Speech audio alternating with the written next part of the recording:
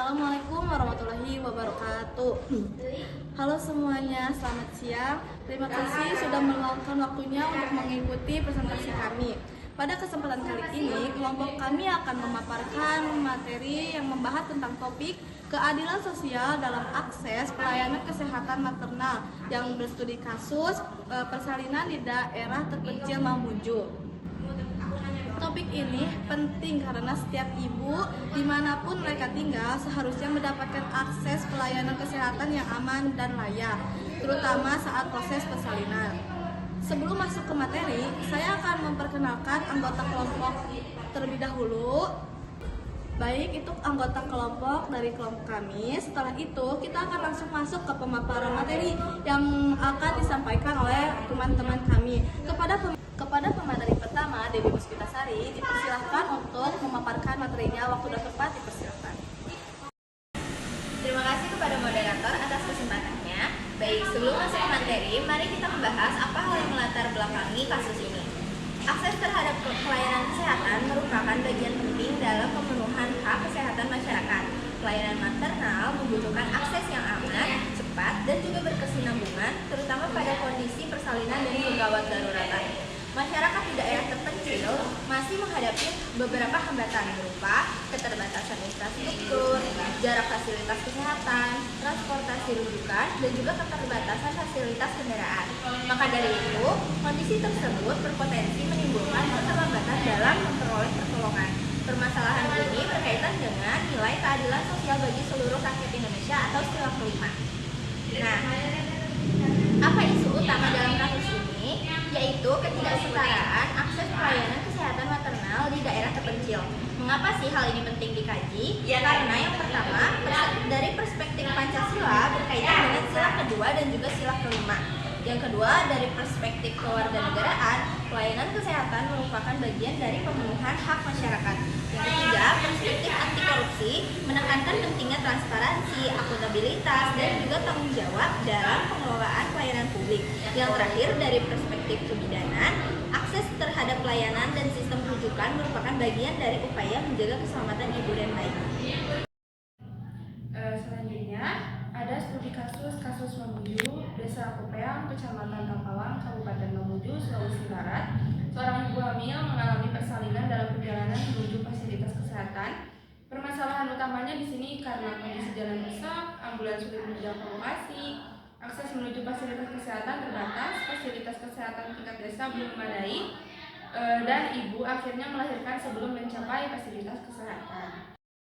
Lalu di sini ada kronologi kasusnya. Alur kejadiannya itu yaitu ibu mengalami kontraksi, membutuhkan pelayanan persalinan, menuju fasilitas kesehatan, jalan rusak, ambulans sulit menjangkau lokasi, dan menggunakan kendaraan alternatif. Persalinan terjadi sebelum mencapai fasilitas kesehatan, dan akhirnya ibu dan bayi berhasil diselamatkan.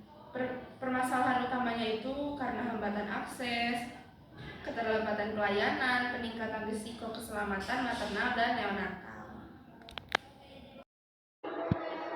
Baik, selanjutnya ada faktor penyebab. Yang pertama ada faktor struktural. Yang pertama itu ada infrastruktur jalan yang tidak memadai, kondisi geografis wilayah, serta jarak menuju fasilitas kesehatan. Yang kedua ada faktor pelayanan kesehatan. Yang pertama keterbatasan fasilitas kesehatan tingkat desa. Yang kedua transportasi rujukan belum optimal, sistem rujukan menghadapi hambatan akses, serta pemerataan pelayanan kesehatan belum optimal. Yang terakhir ada faktor sistemik, yaitu permasalahan tidak berdiri sendiri, tetapi saling berinteraksi dan membentuk rantai risiko pelayanan. Selanjutnya ada analisis interaksi faktor. Yang pertama ada rantai permasalahan, yang dimulai itu dari jalan rusak, ambulans tidak dapat menjangkau lokasi, transportasi rujukan terbatas, waktu tempuh meningkat, akses terhadap fasilitas kesehatan terlambat, serta persalinan terjadi sebelum mencapai fasilitas kesehatan. Risiko keselamatan ibu dan bayi meningkat. Kasus menunjukkan bahwa keselamatan maternal tidak hanya bergantung pada tenaga kesehatan, tetapi juga pada sistem pendukung pelayanan kesehatan. Selanjutnya analisis perspektif Pancasila. Di sini sila kelima, keadilan sosial bagi seluruh rakyat Indonesia. Keadilan sosial dalam pelayanan kesehatan berarti setiap masyarakat memiliki kesempatan yang adil untuk memperoleh pelayanan kesehatan yang aman dan bermutu, termasuk masyarakat yang tertinggal di daerah terpencil. Nah, selanjutnya di sini ada permasalahan dalam kasus. Apakah akses pelayanan kesehatan sudah adil apabila kondisi geografis menyebabkan sebagian ibu memiliki kesulitan lebih besar untuk memperoleh pertolongan persalinan? Di sini ada implementasi nilai kelima Pancasila. Nah, pemerataan fasilitas kesehatan, pemerataan tenaga kesehatan, pembangunan infrastruktur, akses transportasi rujukan, dan ada pelayanan maternal yang bermutu dan non-diskriminatif. Selanjutnya di sini ada perspektif kebidanan. Dalam praktik kebidanan, bidan memiliki 5 peran. Nah, yang pertama ini ada mendeteksi dini, mengidentifikasi faktor risiko kehamilan dan persalinan. Yang kedua ada birthday preparedness. Nah, di sini mempersiapkan ibu dan keluarga menghadapi persalinan, termasuk transportasi dan rencana rujukan. Yang ketiga ada sistem rujukan, memastikan ibu memperoleh rujukan secara tepat waktu ketika membutuhkan pelayanan lebih lanjut. Yang keempat ada edukasi, memberikan informasi tanda bahaya kehamilan dan persalinan. Yang terakhir ada kolaborasi, bekerja sama dengan puskesmas, rumah sakit, pemerintah desa, keluarga, dan masyarakat. Yang selanjutnya itu ada keterkaitan dengan kewarganegaraan dan anti korupsi. Yang pertama itu ada kewarganegaraan. Kasus di Mamuju itu menunjukkan pentingnya pemenuhan hak masyarakat atas pelayanan kesehatan secara adil tanpa dipengaruhi kondisi geografis.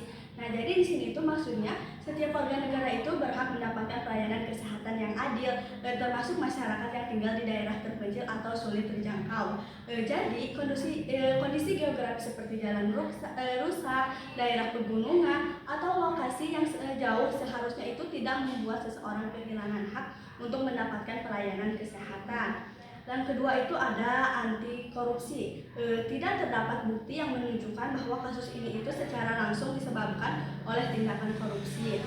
Nah, yang pertama itu ada transparansi. Transparansi itu pemerintah itu harusnya terbuka dalam merencanakan pembangunan dan juga pelayanan kesehatannya. Yang kedua itu ada akuntabilitas. Pemerintah itu harusnya bertanggung jawab dalam menggunakan uang dan juga sumber daya negara. Yang ketiga tanggung jawab. Pembangunan itu harusnya benar-benar sesuai dengan kebutuhan masyarakat. Yang terakhir itu ada kepentingan publik. Anggaran dan kebijakan itu harusnya memberikan manfaat nyata bagi masyarakat, bukan hanya kepentingan pihak tertentu. Lalu di sini itu ada solusinya. Apa sih solusinya? Yang pertama itu ada solusi jangka pendek.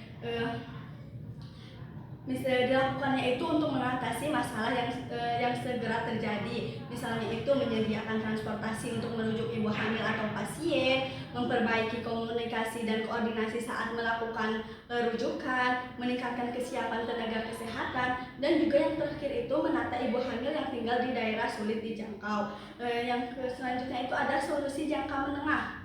Dilakukannya itu secara bertahap, seperti meningkatkan fasilitas dan juga sarana pustu. Yang kedua itu memperkuat pelayanan kesehatan ibu di tingkat desa, dan yang terakhir itu memeratakan tenaga kesehatan agar tidak hanya terkonsentrasi di kota. Lalu ada yang terakhir itu ada solusi jangka panjangnya. Tujuannya itu untuk menyelesaikan masalah dari akarnya. Yang pertama itu memperbaiki infrastruktur dan jalan. Yang kedua itu membangun pelayanan kesehatan sesuai kebutuhan di setiap wilayahnya. Dan yang terakhir membuat kebijakan dan memastikan pelayanan kesehatan merata dan juga adil. Selanjutnya ada implementasi solusi. Tahap implementasi yang pertama, pemetaan, identifikasi wilayah dan kelompok ibu hamil dengan akses pelayanan rendah. Yang kedua, penguatan fasilitas, meningkatkan kapasitas pustu dan fasilitas kesehatan tingkat pertama. Yang ketiga, penguatan rujukan, menyediakan transportasi yang sesuai dengan karakteristik wilayah. Yang keempat, pemberdayaan masyarakat, edukasi persiapan persalinan dan tanda bahaya. Yang terakhir ada evaluasi, memantau waktu tempuh rujukan, cukup pelayanan, dan kewajiban kegawat daruratan. Yang selanjutnya, potensi hambatan. Implementasi solusi dapat menghadapi beberapa hambatan. Yang pertama, keterbatasan anggaran, kondisi geografis dan medan yang sulit, keterbatasan tenaga kesehatan, proses pembangunan infrastruktur yang membutuhkan waktu, koordinasi lintas sektor, pemeliharaan sarana dan prasarana.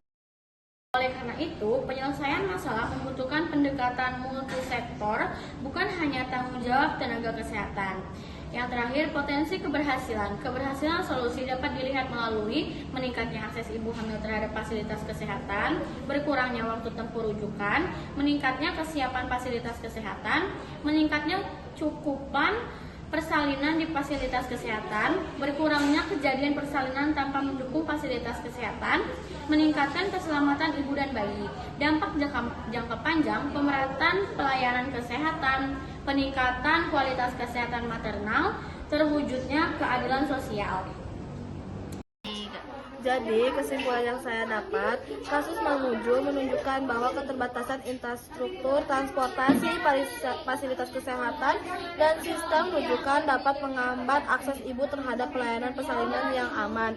Hal ini berkaitan dengan sila kelima Pancasila, yaitu keadilan sosial bagi seluruh rakyat Indonesia. Karena setiap ibu berhak mendapatkan pelayanan kesehatan yang layak dan sesuai kebutuhannya, termasuk mereka yang tinggal di daerah kota terpencil. Terima kasih.